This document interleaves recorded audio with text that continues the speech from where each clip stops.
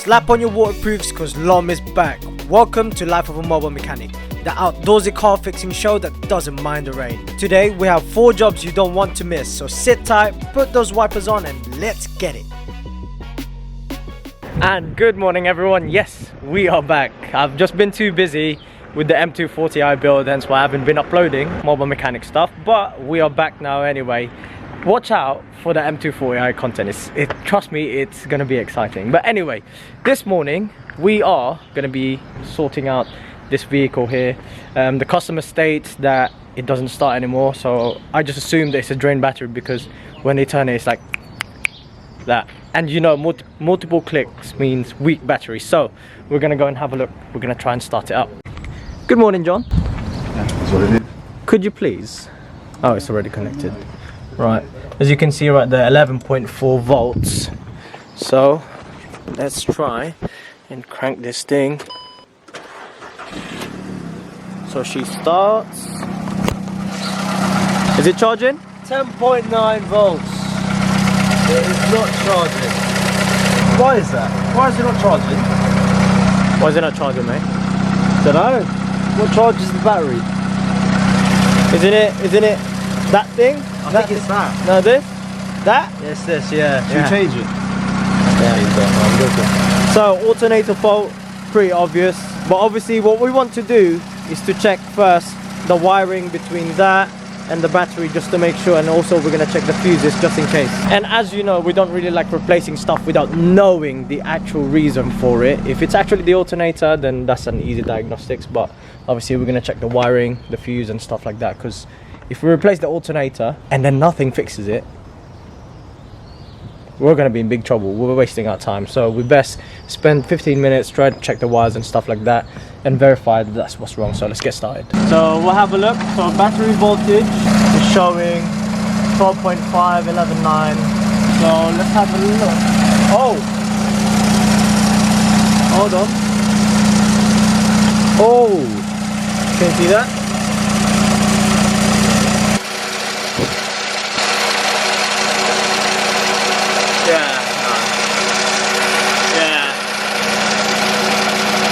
Okay, this thing could have gone on fire really. As you saw right there, that alternator is likely to be burning out. I'm not sure if it could just be that the nut is not tight enough in there, that's why it's sparking away. But then again, it begs the question as to why it's sparking in the first place or how it came undone. But it does happen.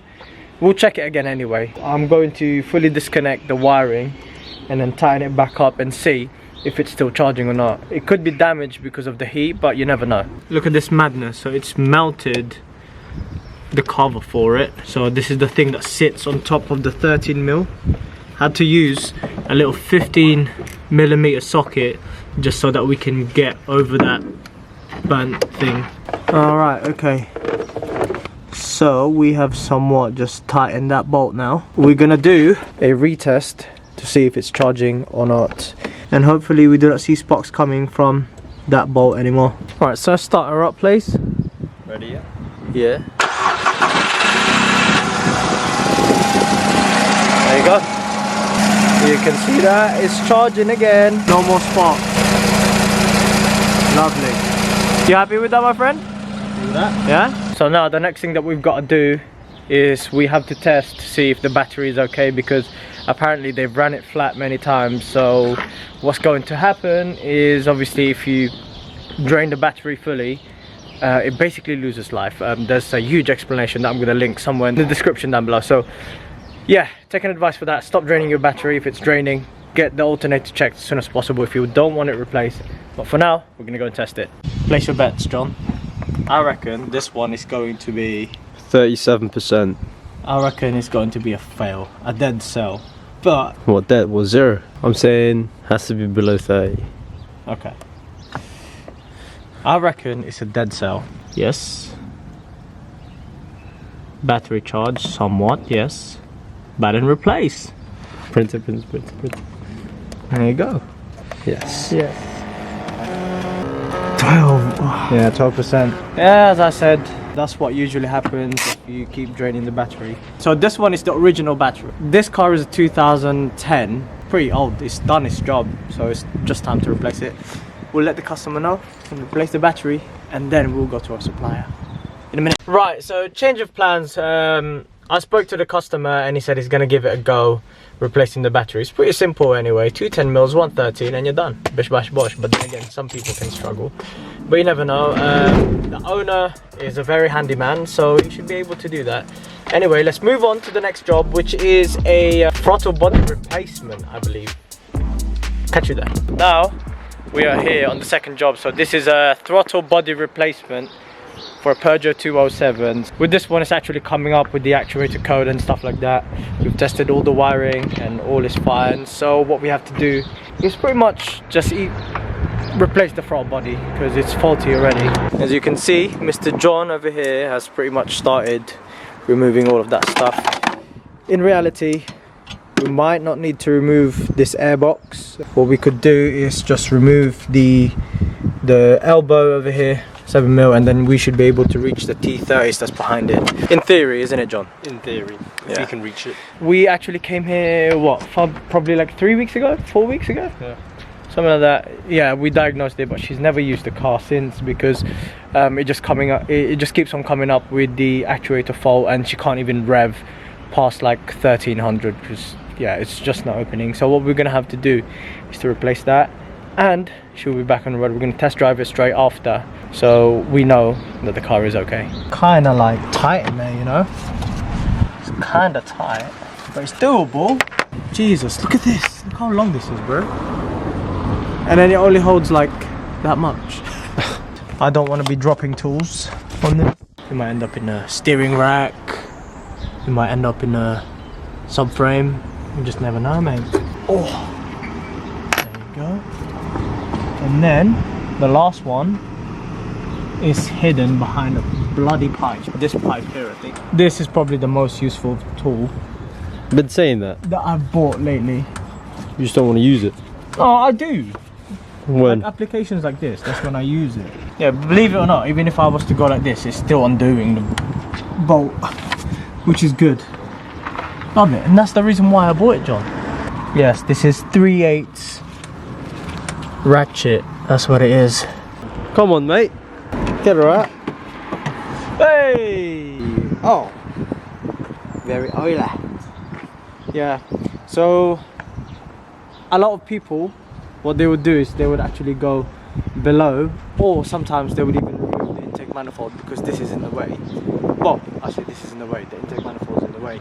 But I just find it easier to just do that, you know, play with your hands a little bit, and they should be able to take this out without having to faff around too much. Let's compare it with the new one. Good as his fingers. Yeah, I'm good with my hands. Help?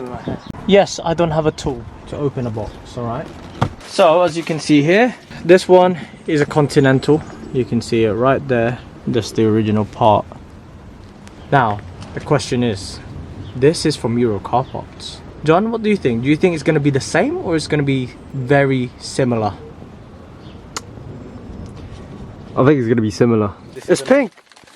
Non-returnable part. Ah, it's the same. Oh, it's the same. Wow, good job from ECP. Comes with new screws as well, which is good. Now it's time to compare the pins before we open it up, because we can't return it once this is open. 2, 4, 6. 2, 4, 6, 7. Ah, it's a joke. Yeah, but yeah, no, this is good. This is good. And then we have to program it into the computer once we are done, into the ECU. There's no turning back. It's a very expensive component. Oh, Cannot be returned. it's the wrong one. It's exactly the same. Exactly the wrong. Yeah, good. Good. Right, let's put it back in. Hopefully we don't struggle. We'll put it in that way, ready to go, because if we were to put it that way, we won't have enough space. And as you know, this is like a secret. It's not secret, but you know, maybe a lot of people are already doing it, but this is my preferred way of doing it. It's got some cream in there, mate. Look. Yeah, I know. Creamy. Yeah. Very nice. Into the grommet. There you go. That's done. That 3 little thing is a bit finicky, but quicker this way, in my opinion. Can you start the car, John? Hey! Yeah, he's gone missing. What, is it low battery, is it? Alright, let's try and start it. Hey! You can see? Yeah, now it's revving. Before, it would just go... Good. Now it's actually revving nicely. You happy about that, John? Yeah? Good man. Look, John, are you willing to do the job in this weather? Yeah, Mike's just scared. Yeah? I'm not. Look at this. That's just long. I'm gonna wait out, John. Go on then. I'm gonna wait out. We can finally get started. Right, the weather, as you can see, is getting a little bit better, but we're getting there. We're getting there, innit, John? Now we can actually start. Let's go. Let's go. All right, so just going around the car, you can see there that spring is long gone. Yeah, mate. Long gone, unfortunately for him. That's another thing that he needs to replace. And that is exactly the reason why we do inspection cars when we do servicing and stuff. One spring is dead. It seems like he's got good tires all around as well. He's just got new brake pads, but the disc, there's a massive lip on it, and he wants it changed for whatever reason. Guess we gotta do that. It's a customer's request, not ours. And we're gonna go underneath to check all the ball joints and all the bushes as well, and then we're going to move on to the back to check the springs and also the shock absorber. So John is just doing a oil filter replacement. And what have you found, John? So the tips of the oil filter, it's actually broken off. Oh yeah, It's in there. oh dear. Oh, it is in there. Story of things, as you can see there, that got stuck inside, and yeah, unfortunately we cannot get the price, and we're all the way in Brighton today. Unfortunately, we can't get the price. You can't get the price. Unfortunately, we can't get the parts. Yeah, the customer is willing to do it by himself. I mean, it's pretty straightforward to put that in anyway. As far as I know, he's very capable of doing just the oil filter anyway. But yeah, yeah, he's here with us today. You can hear him. But yeah, he's a YouTube subscriber as well. So we're gonna do the brakes for the time being, diagnostic, ABS, and then we're gonna swap his steering wheel as well. This is me all done with the brakes. I say all done, but yeah. Oh, mine? Yeah? It's brand new. Oh, it's carbon. Yeah, that's nice. Oh! Bro, that's grim. What is that? It's modeled. Is that mold? Oh my Should I god. sniff it? Yeah, go on, sniff it. I dare you. God, that's grim. Looks like you. Oh, good. Oh. Sorry, my bad, Is that Merc part? Genuine? Genuine? Genuine. Yeah, props to the owner of the car. He's actually buying genuine parts and stuff. He said he will supply it, and as you can see there, this is the fungicide one as well, so that's brilliant, isn't it? Okay, now we're moving on to this side. I've obviously taken the brakes out already, but the customer is actually saying that he's got an ABS fault coming from the front right, so we're gonna have a look and see what that is. It could be the sensor, so I'm gonna go on live data and have a read to see if it's reading or not. It could be anything like wiring and stuff like that. So before I start stripping that, because I know they can be a pain in the backside sometimes, I'm gonna go to the live data and check that everything is okay. Right, could you turn front right, please? Reading? No, no reading. Front left. Yeah, yep. Right, so next thing that we got to assess is the wiring, because obviously there's no reading coming through. It might just be a corroded wire, or it could actually be the sensor itself. So before we start opening boxes, let's do that. Let's do checks. I'm just checking voltage on this just to make sure that the sensor actually is replacing. If it does, luckily, we're going to be replacing it, because the spring has to be replaced as well anyway. Mate, it's so deep in there, bruv. That's how we like it. What are you talking about? What are you talking about? Let's have a look, lads and ladies. 5 volts, mate. 4.5 volts. Yeah? Yep. Right, okay, so Upon investigation, you can see it there. The wheel bearing has been rubbing, and that reluctor ring, the magnet, is pretty much done. That's why the sensor is not reading it. This one is just opening jobs after jobs for us, but unfortunately we can't do the wheel bearing here because there's none in stock in the whole country. There's only one anyway. It's going to take about 5 days to get to us. So yeah. Do you know what I like about Mercedes? What? Is that the screw for the suspension, mainly on the C-Class anyway, the old C-Class. For the suspension, it's like 3 like E-screws, basically. E-bolts, or whatever you want to call them.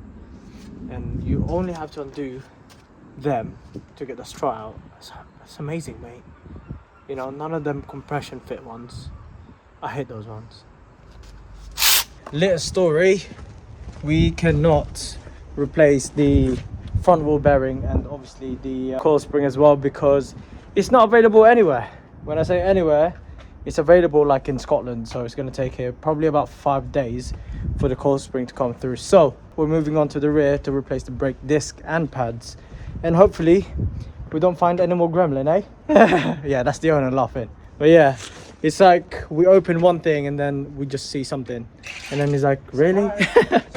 Yeah, that's what it is. A little surprise.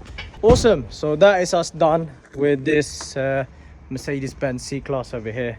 The owner is present at the moment. We have replaced all of the brakes, so all around pads and disc, and also we've done a service on it. But the thing is, we are actually going to be waiting for the oil filler cap because that one broke. That needs replacing, and I think it's coming tomorrow. The owner said he wants to do it himself, so that's fine. Hopefully he doesn't blame me for it, eh? If it breaks. But yeah, anyway, he's done all of the stereo and all of that stuff inside his car, so yeah, he's capable, let's just say. I would say it's a job well done on this. Fingers crossed. But yeah, anyway, yeah. I haven't had my protein shake for today, and as you know, I'm a gym guy. So I'm going to be taking Hylife Nutrition's organic protein shake. This one is gluten-free, it's vegan, it's everything free. So go check out their website for the spec and all of that stuff. I take them with me to work so that I can get supplied with my protein. As you can see, it's compact. And the thing I like about them is it actually tastes good for an organic product. And to be fair, the ones that I've tasted before, they're absolutely crap. So go check them out, guys. They are really good. I'm gonna leave their website in the description, so if you're a gym guy or just wants to stay healthy, go check out their other products as well, and use MARV20 to get 20% discount. Bro, John, this is actually paying. Is that right? Is that?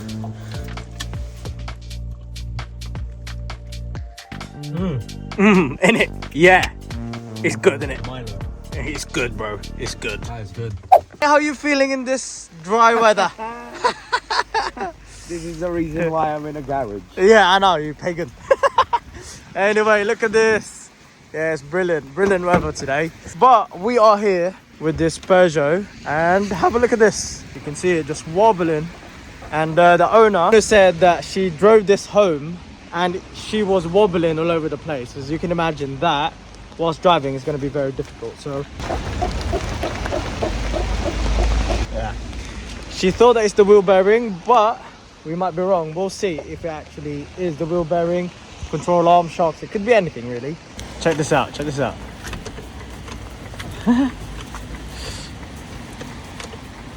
Oh, I feel like we're gonna lose a tooth, mate. I think the bolt for that, look, is at the bottom of it. I feel like the bolt at the top is gone. Yeah, that's not wheel bearing, is it? No. Yeah. It's them ones as well, look, where you have to take the whole bloody thing out. So now we know that that is finished.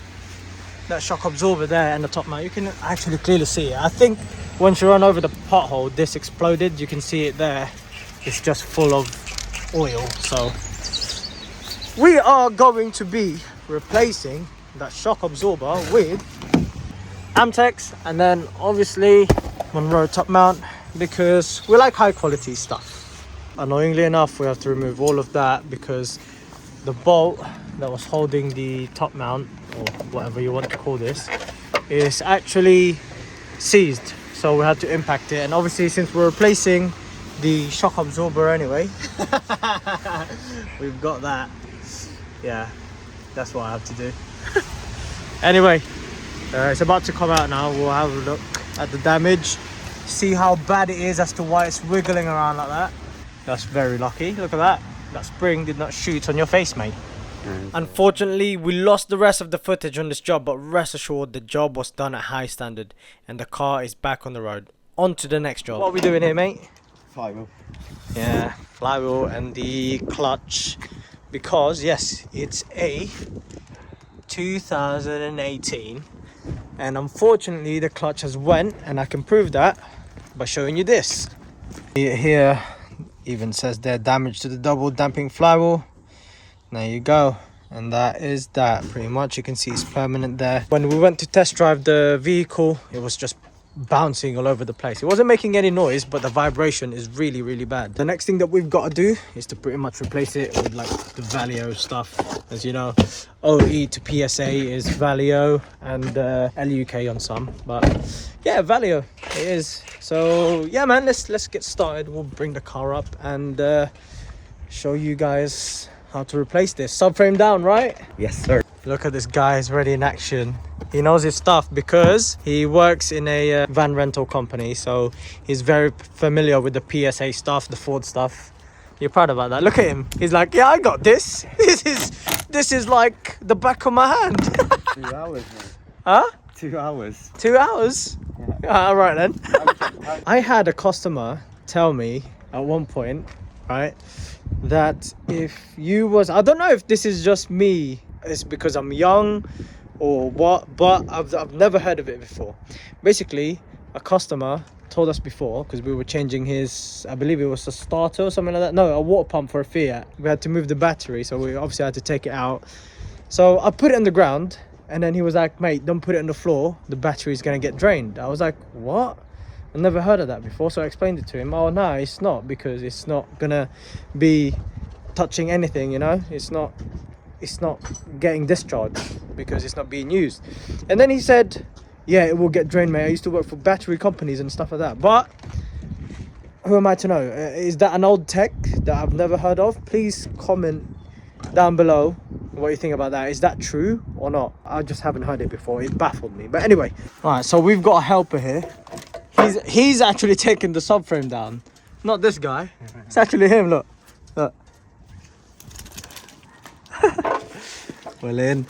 Yeah, subframe down. It should make our life a little bit better. All right, you see that? You see that? I didn't use it. And look at this. Look, we got a new friend. But this flywheel is totally done for, as you can see there. Look. That's why it's vibrating. Look, you can see it there anyway. Nice and clear. That is done. We are now halfway through putting the stuff back in. Gearbox is back in. He's just putting all the stuff on before we put that massive thing over there. To be fair, I reckon if he wasn't here, I would still be like dismantling the whole thing, because he knows what he's doing. He's done it plenty of times where he works. Now that the gearbox is back in, it's time to roll the subframe under the car. To secure it, we need to lock the control arms in place with the ball joints. Once that's secure, we can start bolting the steering rack, exhaust mounting and anti-roll link. After all that, we can completely secure the subframe in place, and that should be us done here on the underside. I think he's stuck to his words. He's just putting the battery back in now and then wait for the BCM rest. That would have... you're forgetting something, bro. What? What's that? You're getting too excited, mate. Your ears are going red. I'm cold. Then this one just stuck with us the whole time because he wants us to throw this wood over here. You ready then? You ready? Oosh. Look at him. Good man. Oh, good girl. Good girl. There you go. See, look, this is all she wants. More? Nah, later. I forgot, there's another fault on this that needs rectifying. So, watch. I'm going to turn it and it's not going to turn on straight away. You hear that? Yeah, the starter motor is not catching properly. What we have to do is we're going to, obviously, the customer is already aware of that fault anyway. just, yeah, PSA. No, yeah, we'll let him know anyway. Yeah, it's been a cold one today. Hopefully you guys enjoyed the video regardless.